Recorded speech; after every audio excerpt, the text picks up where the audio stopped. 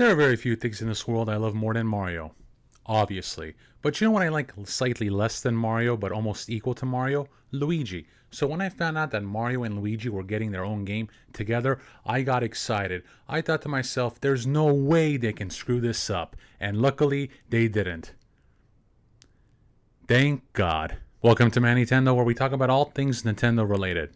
Obviously. In order to get hyped up for Mario and Luigi Brotherhood, I decided to replay Mario and Luigi Superstar Saga, the Game Boy Advance game that holds the award for the best music on the GBA ever. Mario and Luigi Superstar Saga is exactly what it sounds like. It's a saga. It's long, it's convoluted, it has a long story, but it's humorous. So with that being said, let's get started. So we can start this off by talking about the gameplay, but I'd rather talk about the atmosphere. That's one of the main reasons I like the Mario and Luigi games and Nintendo games and Mario games in general. It's because of the atmosphere. They're full of puns, they're full of jokes, and they always make me laugh. Superstar Saga, make no mistake, focuses heavily on the atmosphere in both the story and gameplay and the aesthetics. So for example, one of the things that I found humorous is Mario and Luigi have this ability where Mario will literally set Luigi's butt on fire and Luigi will just dash at high speeds. Not only is that hilarious, not only am I smirking with laughter about the whole idea, it's an actual gameplay mechanic used for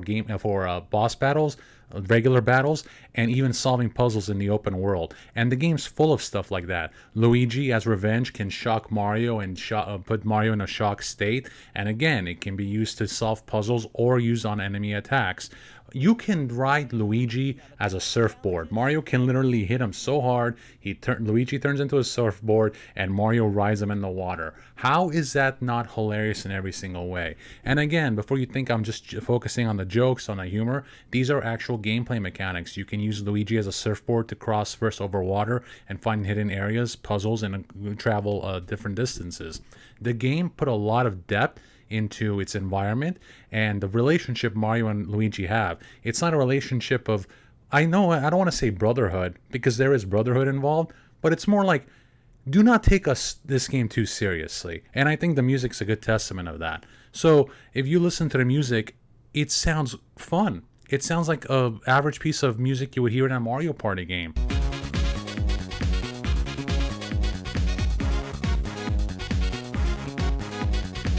The game, it has ways of telling you, hey, you can take this as a serious game as if you want. The difficulty can increase harder and harder and harder, but at the end of the day, we're just poking fun at everything. Have fun. There's a subplot where Bowser loses his memory and he has no idea who he is. So he becomes a thief and he wears a mask. And every time he's on screen, all the Mario characters are just looking at Bowser with his mask on, and they're like, this guy looks familiar, and it's obviously Bowser, and everyone, and I just started laughing because everyone's like acting so dunce when it's obviously Bowser. It's silly, fun humor that works. Another example is typical for anybody who plays the Mario and Luigi Saga games. Nobody ever remembers who Luigi is, ever. And it's so funny. They call him Mario's brother, or the green guy, or that green dude, and no one ever calls him Luigi. And every single time that happens, Luigi just has a sad animation on screen. And I don't even feel sorry for him. It's not tragic. It's hilarious. Everybody still knows Luigi's a hero. It's just a pun. It's just a joke. The game's just full of little tiny tidbits like that just to make the player laugh. There's this small little segment of the game where Bowser's the one who gets kidnapped, and I think that's pretty funny, a little twist of fate. There's a segment, the whole point of the game is Princess Peach loses her voice, and every time she talks, everything literally explodes, and they show that on screen with animations.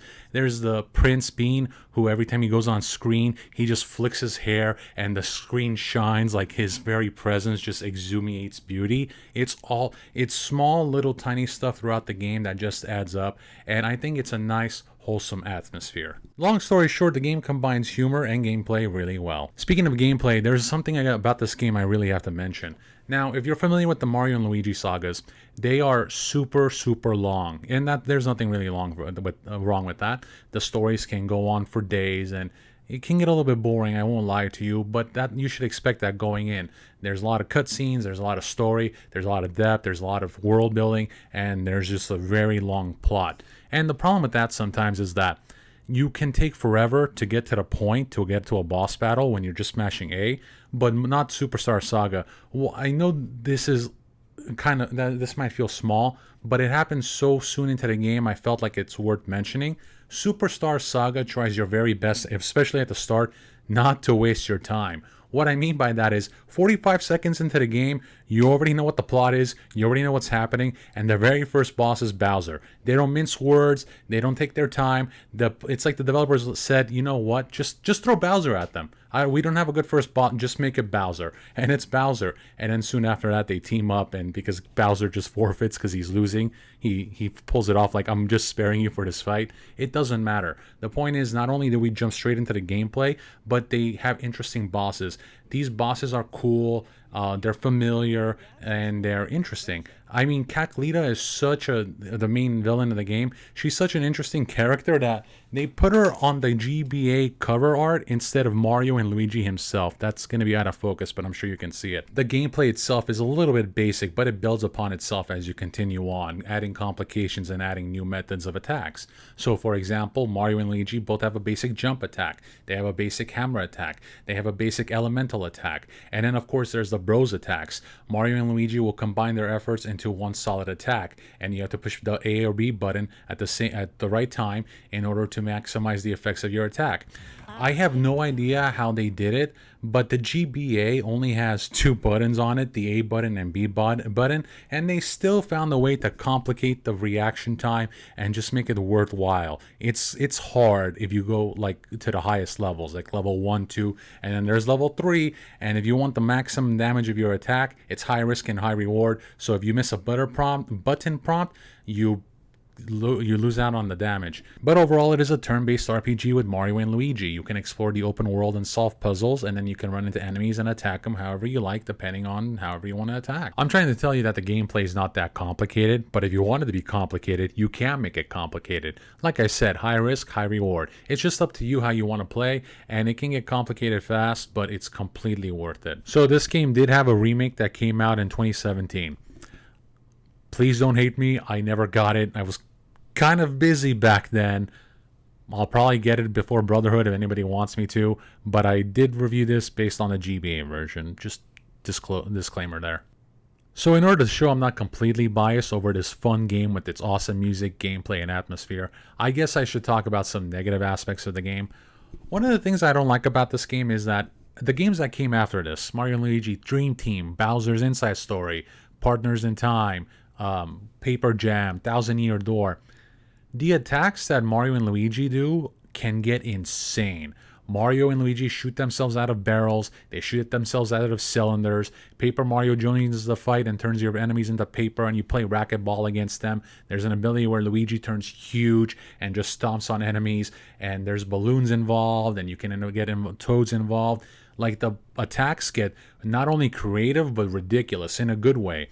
They made it so that in the future games, if you don't like a particular attack, there's a bunch of other attacks to choose from, strictly not because they do good damage output, but because they're better for the situation, or you just like the animation, it's a little bit challenging. The unfortunate problem with Superstar Saga is, while it does have a lot of bros attacks, they're kind of bland in their own way. So Mario and Luigi have their own individual hammer attacks, but with the bros attacks, you can combine them into a super hammer attack, and you got to press A and B at the right time.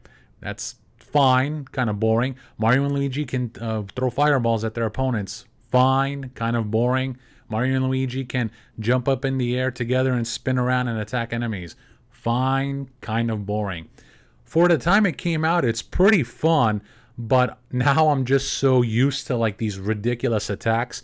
That's one of the reasons I'm looking forward to Brotherhood. I just can't wait for the crazy stuff Mario and Luigi are going to do together.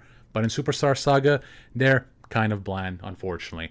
But outside of that, that's really the only really negative thing I can say. I do feel like for its time, it's great. I know the remake made some adjustments and added the Bowser Minions minigame to it. But for the GBA version at its own, they were creative, but they didn't get more creative with the gameplay until later installments. Thank you for watching. Like, comment, subscribe. If there's a Nintendo game you want me to review, let me know in the comments below. That's it. I'll see you guys in Mario & Luigi Brotherhood.